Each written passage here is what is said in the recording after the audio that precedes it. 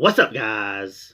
I'm LQ. This is the LQ Review. Thank you so much for joining me here at my YouTube channel. This is where I talk about all the geeky, nerdy stuff. I love to talk about movies, video games, comic books, TV shows, and right now I want to talk about the new Netflix original movie starring Chris Hemsworth, Extraction.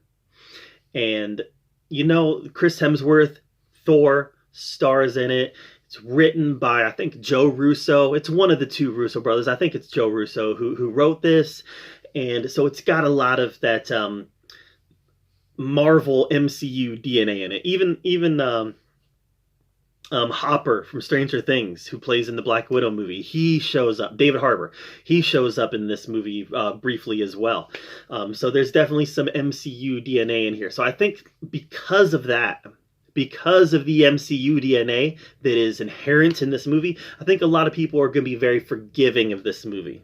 I think a lot of people are going to really overlook its flaws because it has Thor, and it was written by one of the Russos, and it's got Avengers Endgame on the poster, you know, screenplay by the director of Avengers Endgame.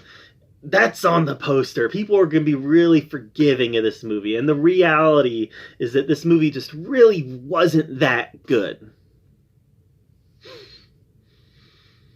Are you done throwing stuff at the screen yet? It really wasn't that good. All right, so let's talk about the things that were good. The action was phenomenal. The action was so well done. The stunts in this movie were well done. The gore was very realistic. You know, I've been critical of some movies recently because the gore was too outlandish. The gore in this movie was very realistic. The action was well done. The fight choreography was great. It was tense. It was believable. And the action was just really, really engaging. Chris Hemsworth does a really good job of portraying this character. Rake does a really good job portraying this character. This character who has, you know, some ghosts, some demons in his past that he's dealing with, and these demons of his past that are now influencing his decisions in the present. And you know, it's funny because when things were happening in this movie, I can't tell you how many times I just sat there and looked at my wife and said, but what else do I have to lose? From his conversation with Rocket in Avengers Infinity War, I could see that same thought process, the same broken man that Thor was during Infinity War. What else do I have to lose? He embodies that. He's such a funny comedic actor.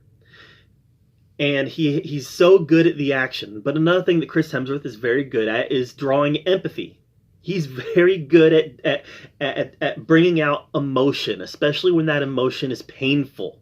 He's very good at emoting that. And he's very good at drawing empathy from the audience. And that was impressive. What wasn't so good about this movie was it was generic.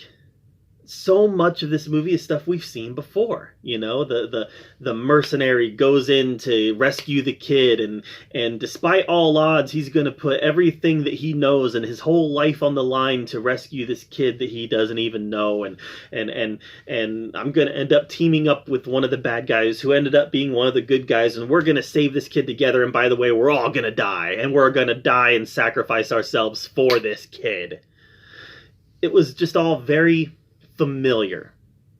Very familiar. Even the bridge shootout at the end was so familiar.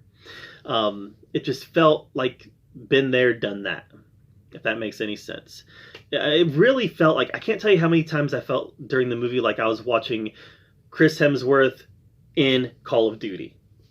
Chris Hemsworth in Call of Duty, the movie. That's what I felt like it was. Was Chris Hemsworth an Avatar or something running around shooting people in a Call of Duty game?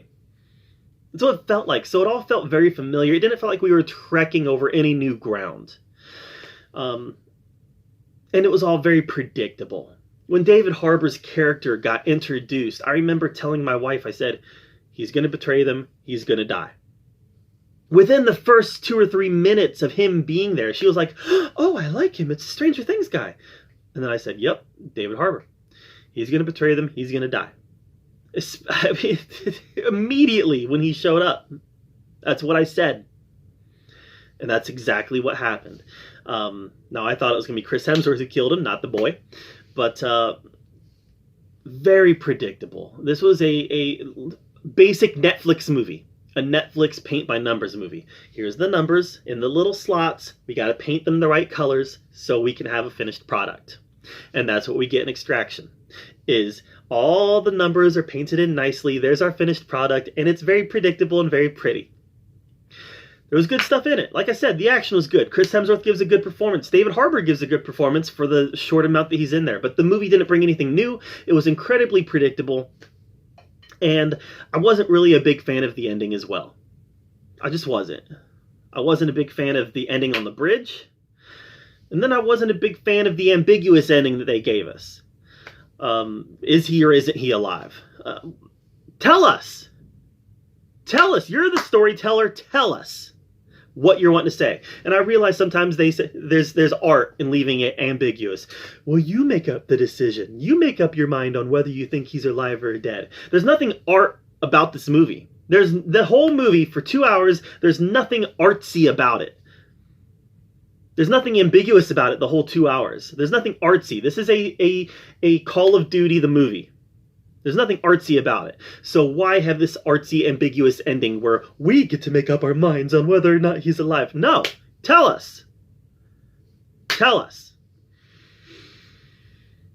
So, I don't know. I wasn't a big fan of that component of it either. But overall, there was some fun to be had here, especially the action, especially the violence. All that was a lot of fun. And if you have a good time watching shoot 'em up movies, I think you're going to have a good time with this.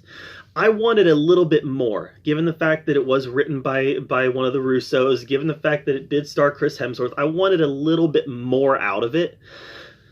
But at the end, I walked away having at least been entertained. So that being said, I'm going to give this movie a solid C. It wasn't bad, but it wasn't what I wanted it to be. I wanted it to be good, and it wasn't that either. So Extraction for me gets a solid C. But what did you think of Extraction? Did you like it more than I did? Let me know in the comments down below. Maybe you did. But thank you so much for joining me here at the LQ Review. This is where we talk about all the geeky, nerdy stuff we love to talk about. Make sure you subscribe to my channel, and until next time, we'll see you later.